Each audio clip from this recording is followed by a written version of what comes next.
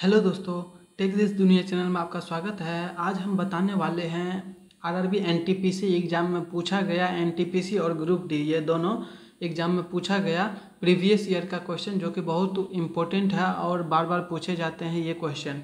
तो चलिए शुरुआत करते हैं आज का क्वेश्चन से। इससे पहले ऑलरेडी मैंने 2 वीडियो चैनल में अपलोड कर चुके हैं, जिसमें 50 क्वेश्चन का डिस्कशन हुआ है और आज हम चालू करेंगे 51 नंबर के क्वेश्चन से। ये 3rd वीडियो है। गतिमान वस्तु में होती है, क्या होती है? स्थितिज ऊर्जा, भूतापीय ऊर्जा, जल विद्युत ऊर्जा, गतिज ऊर्जा। इसका सही आंसर हो जाएगा डी, गतिज ऊर्जा। गतिमान वस्तु में गतिज ऊर्जा होती है किसी वस्तु या पिंड में उसकी गति या वेग के कारण कार्य करने की क्षमता को गतिज ऊर्जा कहते हैं। जैसे बंदूक से दागी गई गोली में, तोप से छोड़े गए गोले में, चलते हुए वाहन में तथा घूमते हुए लट्टू में उत्पन्न ऊर्जा। और इससे भी गतिमान वस्तु में जो वस्तु गतिमान है उसमें गतिज ऊर्जा ही होगा, ऐसे भी आप बोल सकते हैं। अभी इसका देखिए, ये पूछा गया था एनटीपीसी इलाहाबाद जोन में 2007 में पूछा गया क्वेश्चन है ये। नेक्स्ट क्वेश्चन है 52 नंबर का। चलती गाड़ी में बैठे आदमी की ऊर्जा होती है गतिज, स्थितिज, गतिज और स्थितिज दोनों शून्य। इसका सही आंसर हो जाएगा सी। अब ये दोनों क्यों होगा उसके बारे में भी हम बताते हैं आपको। ये जो है रांची जोन में पूछा गया है 2007 के एग्जाम में।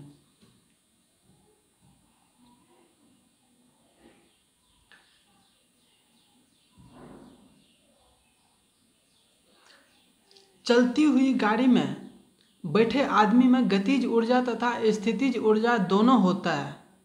ऐसा क्यों? क्योंकि बैठा हुआ व्यक्ति सीट के अपेक्षा यानी सीट के कंपैरिजन में वो क्या होता है, विराम अवस्था में होता है।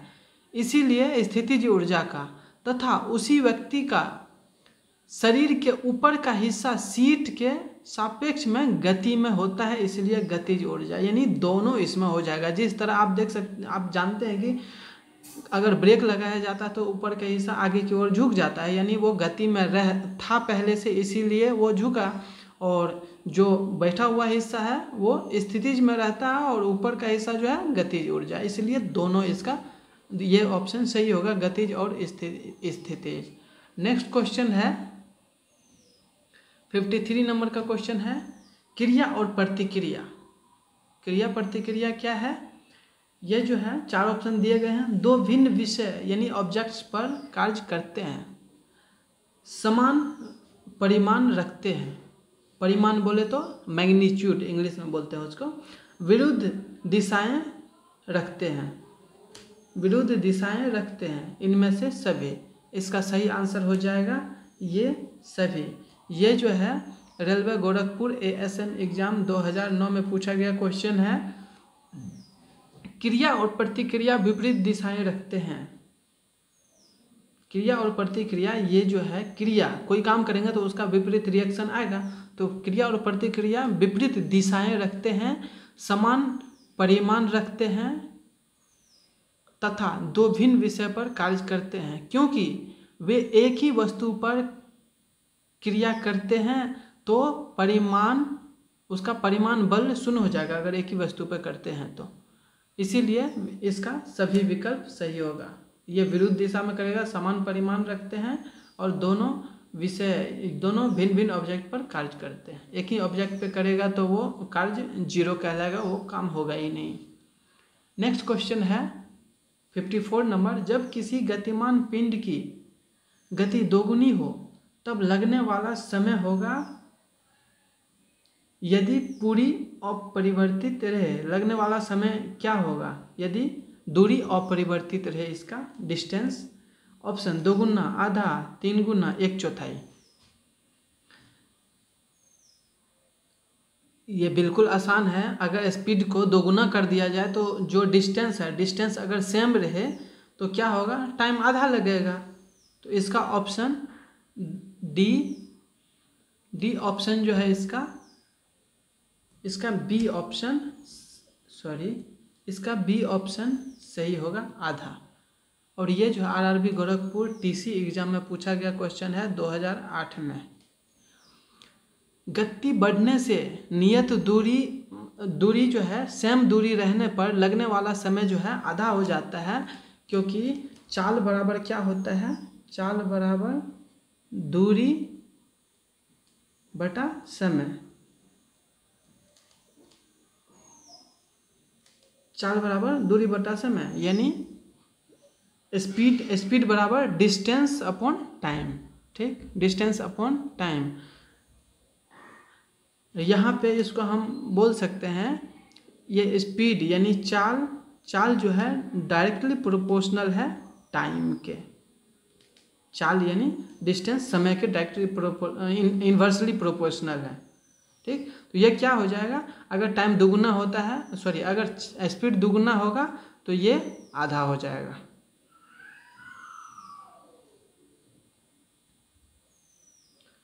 नेक्स्ट है विभवांतर मापने के लिए प्रयुक्त युक्ति को जाना जाता है विभव मापी, एमीटर, वोल्टमीटर, गैल्वेनोमीटर। इसका सही आंसर हो जाएगा सी, वोल्टमीटर। विभवांतर यानी दो वोल्ट मापी द्वारा विभवांतर मापा जाता है।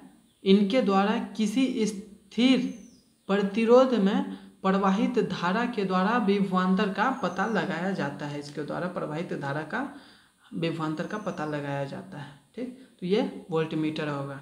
नेक्स्ट है एंगस्ट्रम क्या मापता है, एंगस्ट्रम से क्या मापा जाता है। इसका मैं एक वीडियो एक ही साथ लाऊंगा जो सभी यंत्र के बारे में होगा, किससे क्या मापते हैं। तो एंगस्ट्रम से क्या मापा जाता है, इसका ऑप्शन है बी, तरंग दैर्घ्य। ये जो है इलाहाबाद में जेसी एग्जाम 2009 में पूछा गया है इलाहाबाद जोन के लिए, और कोलकाता जोन में एएसएम पोस्ट के लिए 2008 में पूछा गया क्वेश्चन है। नेक्स्ट क्वेश्चन है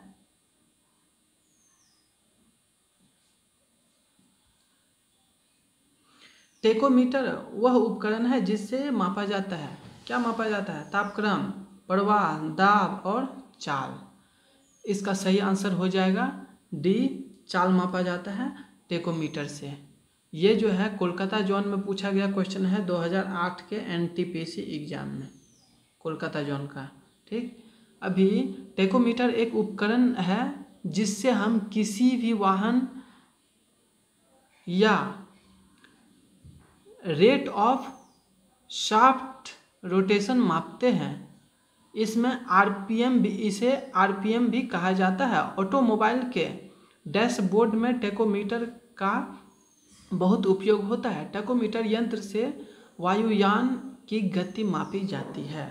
तो ये चाल हो गया। ठीक, नेक्स्ट क्वेश्चन है एनीमोमीटर का उपयोग मापने में किया जाता है, मतलब किस चीज़ को मापने में किया जाता है, पवन की दिशा को, पवन की दाब प्रवणता को, पवन का वेग, पवन की गति और बल। इसका सही आंसर हो जाएगा पवन का वेग दूसरा। ये जो है आरआरबी गोरखपुर में एएसएम एग्जाम के लिए पूछा गया क्वेश्चन है, 2009 में पूछा गया है। ठीक, पवन का वेग मापते हैं इससे। ठीक, नेक्स्ट क्वेश्चन है 59 नंबर, गति का प्रथम नियम किसकी परिभाषा देता है, गति का प्रथम नियम किसकी परिभाषा देता है। ऑप्शन है वेग, दूरी, त्वरण और विश्रांति। दोस्तों ये जो है ये ऑप्शन सही मैच नहीं करता है, और ये जो है आरआरबी ग्रुप डी एग्ज़ाम के लिए 12 नवंबर 2018 को फर्स्ट शिफ्ट में पूछा गया था।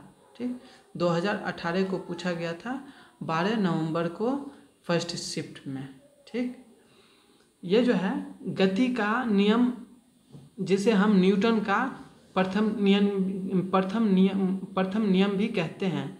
इसमें क्या है, गति के जड़त्व और विराम के जड़त्व को परिभाषित करता है। ये जो है प्रथम नियम गति के जड़त्व और विराम के जड़त्व को परिभाषित करता है, यानी जड़त्व बोले तो इनर्शिया, इंग्लिश में इनर्शिया बोलते हैं उसको परिभाषित करता है। तो इसमें कोई भी ऑप्शन सही नहीं होगा, ठीक। और इसको जो है बोर्ड द्वारा मूल्यांकन में कैलकुलेशन नहीं किया गया था इस क्वेश्चन का, ठीक। तो आप ध्यान रखिए, इसका हो जाएगा जड़त्व और विराम के जड़त्व, यानी गति के जड़त्व और विराम के जड़त्व, यानी इसको परिभाषित करता है, ठीक। नेक्स्ट क्वेश्चन है 60 नंबर का, द्रव्यमान और त्वरण का गुणनफल क्या है। दोस्तों आप जानते हैं फोर्स बराबर क्या होता है, मास इंटू एक्सीलरेशन, यानी द्रव्यमान यानी मास हो गया और एक्सीलरेशन, त्वरण को एक्सीलरेशन बोलते हैं। तो यहाँ पे क्या हो जाएगा, इसका ऑप्शन बी सही होगा। न्यूटन के गति का द्वितीय नियम के अनुसार किसी वस्तु के द्रव्यमान तथा त्वरण का गुणनफल वस्तु पर आरोपित बल के बराबर होता है, ठीक। तो यहाँ पे बल बराबर हो जाएगा द्रव्यमान इंटू त्वरण, इंग्लिश में बोलेंगे mass into acceleration, mass into acceleration. और ये जो है 25 सितंबर 2018 को सेकंड शिफ्ट में पूछा गया क्वेश्चन है, 2018 को सेकंड शिफ्ट में पूछा गया क्वेश्चन है, 25 सितंबर को ग्रुप डी के लिए, ठीक। नेक्स्ट क्वेश्चन है, अभी तो सेंट्रलाइज हो गया, जोन वाइज होता नहीं है, इसीलिए आप ध्यान रखें, आप मैच कर सकते हैं ये क्वेश्चन। नेक्स्ट क्वेश्चन है 61 नंबर का, द्रव्यमान और वेग का गुणनफल क्या कहलाता है। द्रव्यमान और वेग का गुणनफल क्या कहलाता है, वहाँ पे था त्वरण का। तो आप जानते हैं द्रव्यमान यानी मास इंटू वेलोसिटी, ये हो जाएगा mass into velocity. Mass into velocity क्या होता है, मोमेंटम का परिभाषा है। इसका जो है ये आंसर सही होगा, यानी इसको हम इंग्लिश में मोमेंटम बोलते हैं, मोमेंटम।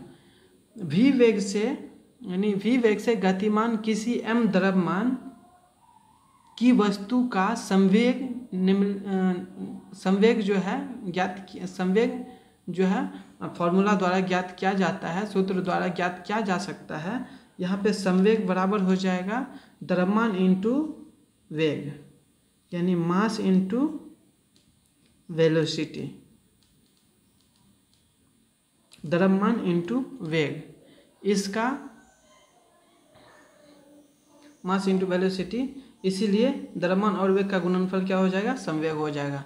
नेक्स्ट क्वेश्चन है, ये जो है आपको ये क्वेश्चन पूछा गया था 25 सितंबर 2018 को सेकंड शिफ्ट में ग्रुप डी के एग्ज़ाम के लिए, RRB NTPC group D exam के लिए ये 25 सितंबर 2018 को सेकंड शिफ्ट में पूछा गया क्वेश्चन है सेकंड शिफ्ट का, ठीक। नेक्स्ट क्वेश्चन है, दाब का एसआई इकाई क्या है, दाब का एसआई यूनिट क्या है, दाब का जूल, पास्कल, न्यूटन और डाइन। इसका सही आंसर हो जाएगा पास्कल। एसआई पद्धति में दाब का मात्रक पास्कल होता है। 1 पास्कल बराबर क्या होता है, 1 पास्कल बराबर होता है 1 न्यूटन प्रति मीटर स्क्वायर, 1 न्यूटन प्रति मीटर स्क्वायर। पास्कल को हम संक्षिप्त में नोट करते हैं पीए से, ठीक। तो 1 पीए बराबर हो जाएगा 1 न्यूटन को एन से और मीटर को एम से, मीटर स्क्वायर, ठीक। नेक्स्ट क्वेश्चन है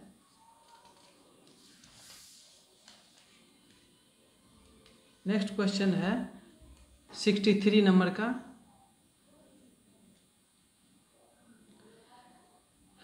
बल बटा त्वरण क्या होता है। बल यानी फोर्स बटा एक्सीलरेशन, फोर्स बटा एक्सीलरेशन। तो हम जानते हैं फोर्स बराबर क्या होता है, मास इंटू एक्सीलरेशन होता है। फोर्स बराबर मास इंटू एक्सीलरेशन, ठीक, सॉरी हाँ, मास इंटू एक्सीलरेशन। तो मास बोले तो द्रव्यमान हो जाएगा। तो द्रव्यमान बराबर क्या हो जाएगा, इसको हम देख लेते हैं। ये जो है हम अभी भी हमने देखा पिछले क्वेश्चन में, यानी फोर्स बराबर क्या होता है, फोर्स बराबर मास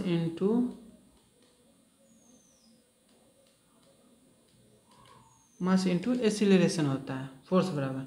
तो यहाँ पे मास को हम द्रव्यमान बोलते हैं और एक्सीलरेशन को त्वरण बोलते हैं, और बल का इंग्लिश होता है फोर्स।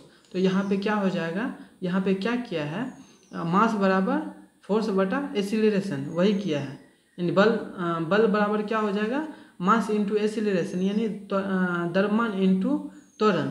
तो यहाँ पे त्वरण को नीचे कर दिया, यानी एक्सीलरेशन को नीचे कर दिया। तो यहाँ पे हम क्या लिख सकते हैं, यहाँ का इसका हो जाएगा द्रव्यमान, द्रव्यमान इसका हो जाएगा, इसको इधर करेंगे तो मल्टीप्लाई हो जाएगा, ये बटा में है, तो बल बराबर हो जाएगा द्रव्यमान इंटू त्वरण। तो इसका सी ऑप्शन सही होगा। न्यूटन के द्वितीय नियमानुसार, न्यूटन का द्वितीय नियम है, सेकंड लॉ ऑफ न्यूटन का गति का सेकंड नियम है, यानी बल बराबर द्रव्यमान इंटू त्वरण होता है। तो हम बल बटा त्वरण करेंगे तो हमें आंसर आ जाएगा। नेक्स्ट क्वेश्चन है 64 नंबर का। 64 नंबर का क्वेश्चन है, 72 किलोमीटर प्रति घंटा की चाल को मीटर पर सेकंड में दर्शाने के लिए उसे क्या लिखेंगे। मीटर पर सेकंड में ये 72 किलोमीटर प्रति घंटा, यानी एक घंटा में 72 किलोमीटर, तो उसको मीटर सेकंड में हम कैसे चेंज करेंगे। इसको हम क्या करेंगे, देखिए 72 है, 72 किलोमीटर है, किलोमीटर को मीटर में हम चेंज करेंगे तो क्या होता है, 1000 से मल्टीप्लाई करना होता है, ठीक। अब ये हम एक फॉर्मूला बताए थे हमारे पिछले वीडियो में, हम आपको बता दें इससे पहले, ये जो है कब पूछा गया था, 6 दिसंबर यानी 6 दिसंबर 2018 को पूछा गया है सेकंड शिफ्ट एग्ज़ाम में, ठीक, ग्रुप डी के लिए। और ये जो है ये 6 दिसंबर 2018 को सेकंड शिफ्ट में ग्रुप डी के एग्ज़ाम में, ये भी उसी ग्रुप डी के एग्ज़ाम में पूछा गया क्वेश्चन है। इसको हम कैसे हल करेंगे, इसका हम एक फॉर्मूला दिया था, मसडम ड कम, ठीक। यहाँ पे क्या है, मिलीमीटर, सेंटीमीटर, डेसीमीटर, मीटर, ठीक, ये हो गया मीटर। डेका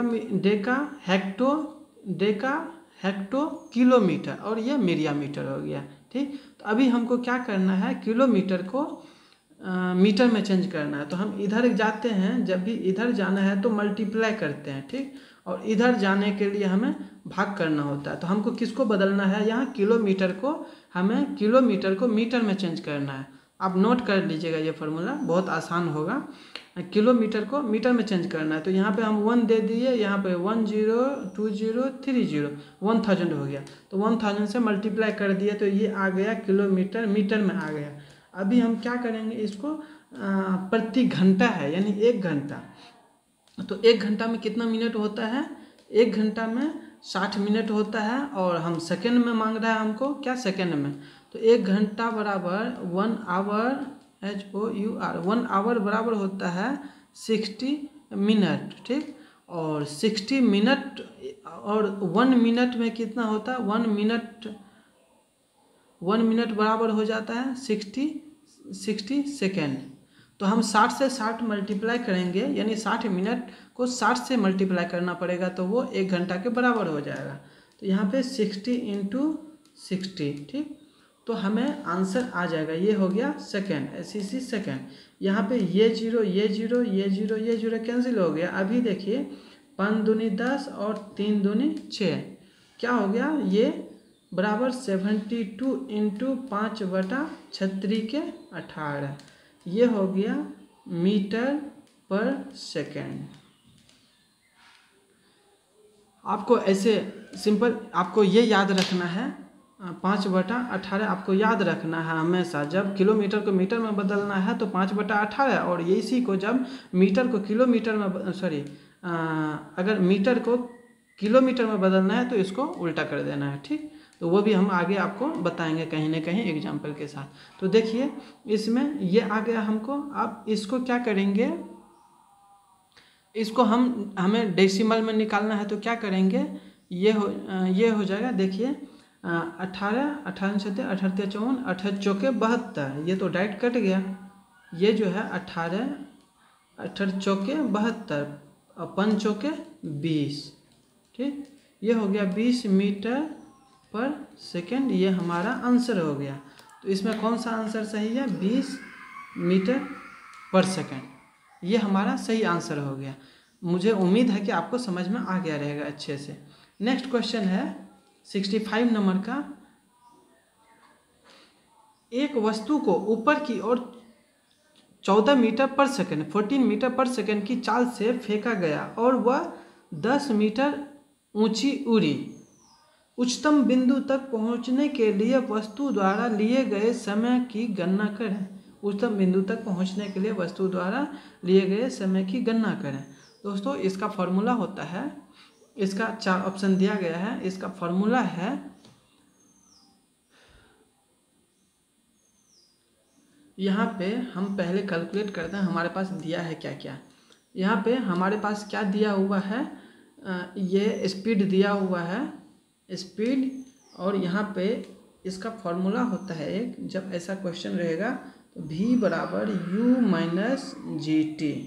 ठीक, यहाँ पे u हमको दिया हुआ है कितना, 14, u 14 मीटर पर सेकंड दिया हुआ है u। ठीक, अभी g का वैल्यू जो है ग्रेविटेशन का आप जानते हैं, g का वैल्यू 9.8 मीटर पर सेकंड होता है। 9.8 मीटर पर सेकंड, 9.8 मीटर सेकंड, ये g का वैल्यू आ गया। ठीक, अभी g का वैल्यू है और ये टाइम जो है हमें क्या निकालना है, दिया गया समय की गणना करें यानी टाइम निकालना है। तो g दिया हुआ है, u दिया हुआ है और v जो है, जब हम किसी वस्तु को सबसे ऊपर फेंकते हैं तो वहाँ पे लास्ट पोर्शन पे v का वैल्यू 0 हो जाएगा, क्योंकि लास्ट पोर्शन पे टाइम कितना लगा वो बता रहा है। तो ये v बराबर 0 हमें लेना पड़ेगा। ठीक, तो यहाँ पे हो गया 0 equal to 14 minus 9.8 into T. इसको हम अगर सॉल्व करेंगे तो क्या हो जाएगा, 14 और ये माइनस है इस साइड आएगा तो क्या हो जाएगा, 14 बराबर ये हो जाएगा, इसको हम ऐसे करते हैं, ये 9.8, इसको हम बराबर के उस साइड ले जाएंगे तो ये हो जाएगा 9.8 t इक्वल टू 14। अब इसको हम सॉल्व करेंगे तो क्या होगा, t बराबर 14/9.8। अगर हम ये दशमलव को हटा दिए तो ऊपर 0 हो गया। अगर हम 114 में 98 से अगर डिवाइड करेंगे 140 में 98 से डिवाइड करेंगे तो ये हमको आ जाएगा वैल्यू 1.428 सेकेंड। ठीक, तो हमारा 1.428 नहीं है, 1.428 यानी 1.43, ये ऑप्शन सही हो जाएगा, उसके आसपास आ रहा है। ठीक, मुझे उम्मीद है आपको अच्छे से समझ में आ गया रहेगा। और ये क्वेश्चन जो है कब पूछा गया है, ये क्वेश्चन, इसका बी ऑप्शन सही है। और ये जो है 6 दिसंबर 2018 को सेकेंड शिफ्ट में पूछा गया क्वेश्चन है। नेक्स्ट क्वेश्चन है, v वेग से गतिमान m द्रव्यमान के एक पिंड का संवेग क्या होगा। तो संवेग बोले तो मोमेंटम बराबर क्या होता है, मास इंटू वेलोसिटी। तो मास इंटू वेलोसिटी, तो क्या हो जाएगा, यहाँ पे क्या हो जाएगा, यहाँ पे मोमेंटम को अगर हम p मानते हैं तो p बराबर मास इंटू वेलोसिटी। ठीक, तो ये हो जाएगा mv। इसका पहला ऑप्शन सही है। और ये जो है ग्रुप डी एग्ज़ाम 17 दिसंबर को पूछा गया, 17 दिसंबर 2018 को पूछा गया सेकेंड शिफ्ट में। P बराबर एम बी, इसका एम बी ये सही आंसर हो जाएगा। ठीक, किसी वस्तु में उत्पन्न संवेग वस्तु के द्रव्यमान और वेग के गुणनफल के बराबर होता है। तो m द्रव्यमान दिया हुआ है हमारे पास, m द्रव्यमान है और वेग जो है v से गतिमान वस्तु का संवेग, संवेग क्या हो जाएगा, गतिमान वस्तु का संवेग क्या हो जाएगा उस पिन का m इंटू वी, जैसा हमने लिखा है। और इसका जो है इसका SI यूनिट क्या हो जाएगा, इसका SI यूनिट भी पूछ देगा आपको एग्जाम में। SI यूनिट क्या हो जाएगा, किलोग्राम मीटर पर सेकेंड, किलोग्राम मीटर पर सेकेंड। ठीक, मुझे उम्मीद है आपको अच्छे से समझ में आ गया होगा। नेक्स्ट क्वेश्चन है 67 नंबर का। 67 नंबर का क्वेश्चन है 150 किलोग्राम द्रव्यमान की एक वस्तु 5 सेकंड में 6 मीटर पर सेकंड से 16 मीटर पर सेकंड के वेग से त्वरित होता है, यानी एसिलेरेशन, त्वरण मतलब त्वरित मतलब एसिलेरेशन से वो इंक्रीज होता है। ये त्वरण से एसिलेरेशन से इंक्रीज होता है। तो हमको सबसे पहले एसिलेरेशन निकालना है। एसिलेरेशन त्वरण निकालने के लिए हम क्या करेंगे, हमको निकालना क्या है, त्वरित होता है एकदम किसी वस्तु को संकेत है इतना मीटर पर सेकंड से, तो हमें त्वरण ज्ञात करना है। ठीक, तो यहाँ पे जो त्वरित होता है वो डिफरेंस इसमें हम निकालेंगे। ये एसिलेरेशन का वैल्यू क्या होता है, मतलब इसका फॉर्मूला होता है किसी गतिमान वस्तु का त्वरण वस्तु के वेग परिवर्तन की दर को व्यक्त करता है, किसी वस्तु का त्वरण। ठीक, तो ये जो है यहाँ पे हम अगर त्वरण निकालेंगे, त्वरण यानी एसिलेरेशन, एसिलेरेशन बराबर क्या हो जाता है, वेग में परिवर्तन यानी वेलोसिटी में जो डिफरेंस होता है परिवर्तन, वेग में परिवर्तन बटा समय। तो वेग में परिवर्तन क्या है, देखिए यहाँ पे 16 मीटर 5 सेकेंड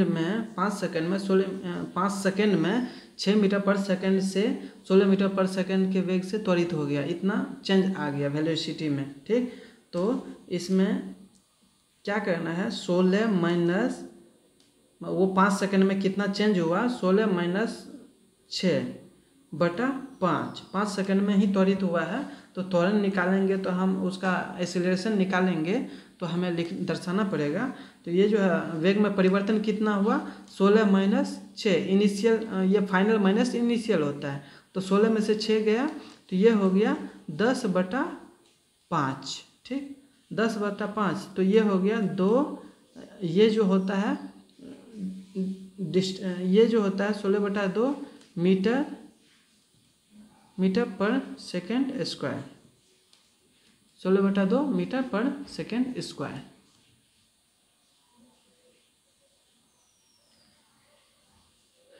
इसका ये ऑप्शन सही होगा, 2 मीटर पर सेकेंड स्क्वायर, इसका बी ऑप्शन सही है। ये क्वेश्चन जो है 12 दिसंबर 2018 को सेकेंड शिफ्ट में पूछा गया क्वेश्चन है, सेकेंड शिफ्ट में पूछा गया है 12 दिसंबर को। ठीक, नेक्स्ट क्वेश्चन है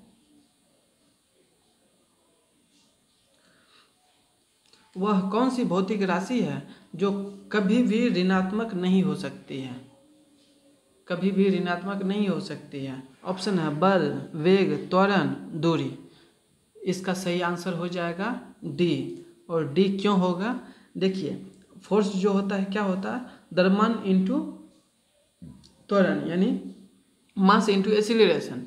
एसिलेरेशन में आप जानते हैं ये डायरेक्शन और मैग्नीट्यूड और डायरेक्शन दोनों होता है, परिमाण के साथ साथ दिशा भी होता है। वेग वेलोसिटी में भी वही बात है, त्वरण यानी एसिलेरेशन में भी वही चीज़ है। दूरी जो होता है इसमें मैग्नीट्यूड होता है और डायरेक्शन नहीं होता है। ठीक, तो इसीलिए ये ऋणात्मक नहीं हो सकता है।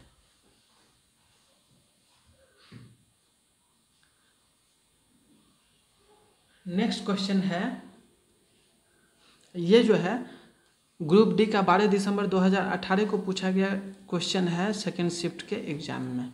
ठीक, नेक्स्ट क्वेश्चन है 69 नंबर का, 68 हो गया, 69 नंबर का क्वेश्चन है लंबी कूद के दौरान एक एथलीट कूदने से पहले दौड़ता है, ऐसा करना उसका जड़त्व कम करता है, उसका संवेग बढ़ाता है यानी मोमेंटम को बढ़ाता है या एक्सीलरेशन को बढ़ाता है, उसका संवेग कम करता है, उसका भारी जड़त्व प्रदान करता है। इसका सही आंसर हो जाएगा उसका संवेग बढ़ाता है, उसका संवेग यानी मोमेंटम को बढ़ाता है। तो मोमेंटम का फॉर्मूला क्या होता है? मोमेंटम बराबर होता है मास इंटू वेलोसिटी यानी द्रव्यमान इंटू वेलोसिटी।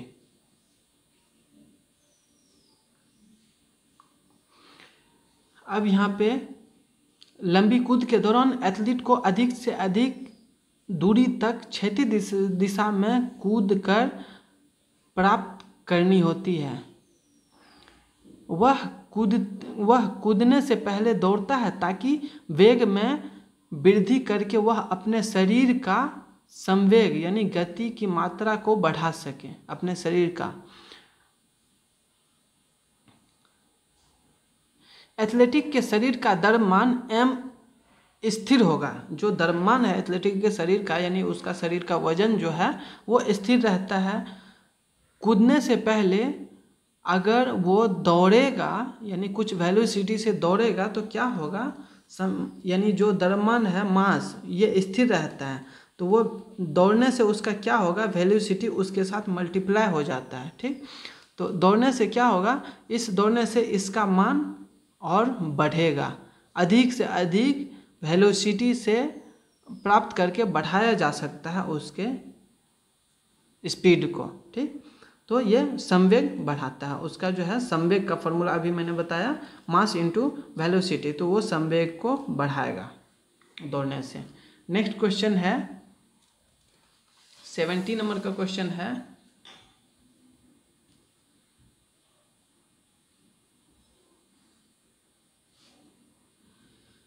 वेग समय ग्राफ पर रेखा का ढलान क्या कहलाता है? वेग समय ग्राफ पर रेखा का ढलान क्या कहलाता है?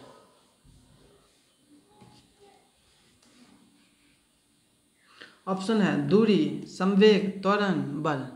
इसका सही आंसर हो जाएगा सी, त्वरण। त्वरण को इंग्लिश में एक्सीलरेशन बोलते हैं। वेग समय ग्राफ पर रेखा का ढलान त्वरण कहलाता है। हम जानते हैं कि वेग समय ग्राफ को प्रदर्शित करने के लिए टाइम जो है एक्स एक्सिस पर तथा वेलोसिटी वाई। दोस्तों मुझे उम्मीद है आपको अच्छे से समझ में आ गया होगा ये सभी क्वेश्चन। इससे पहले भी मैंने इसका 2 वीडियो डाला है। आज का ये 70 नंबर का क्वेश्चन है तक हम आपको बताए हैं। इसमें 20 क्वेश्चन का डिस्कस किए हैं। इससे आगे क्वेश्चन हम नेक्स्ट वीडियो में बताएंगे। ऑलरेडी आधे घंटे का वीडियो बन चुका है। इससे पहले का अगर आपने वीडियो नहीं देखा है 51 नंबर से पहले का वीडियो, तो नीचे दिए गए डिस्क्रिप्शन के लिंक से आपको मिल सकता है RRB NTPC का हमारा दूसरा वीडियो। तो हमारे चैनल पे बने रहने के लिए सब्सक्राइब कीजिए और लाइक कमेंट ज़रूर कीजिए। उससे हमको पता चलेगा कि हम कितना अच्छा काम कर रहे हैं। और अपने फ्रेंड को शेयर कीजिए जो भी NTPC एग्ज़ाम के लिए प्रिपरेशन कर रहे हैं। और इसका जो है इसी साल यानी 2020 के दिसंबर तक एग्ज़ाम होने की संभावना है। जल्दी आपको नोटिफिकेशन मिल जाएगा इस पर और काम चालू है। Thanks for watching. जय हिंद।